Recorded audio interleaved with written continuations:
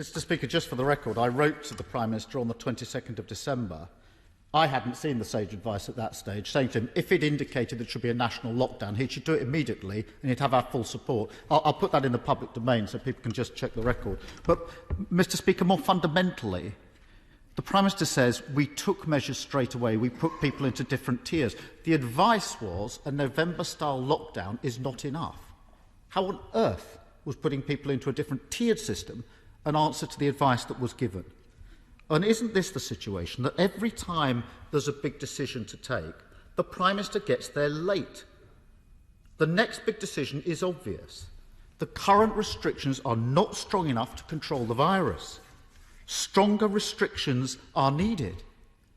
And it's no point members opposite shaking their heads. In a week or two, the Prime Minister is likely to be asking members to vote for this. So can the Prime Minister tell us, when infection rates are much higher than last March, when hospital admissions are much higher than last March, when death rates are much higher than last March, why on earth are restrictions weaker than last March?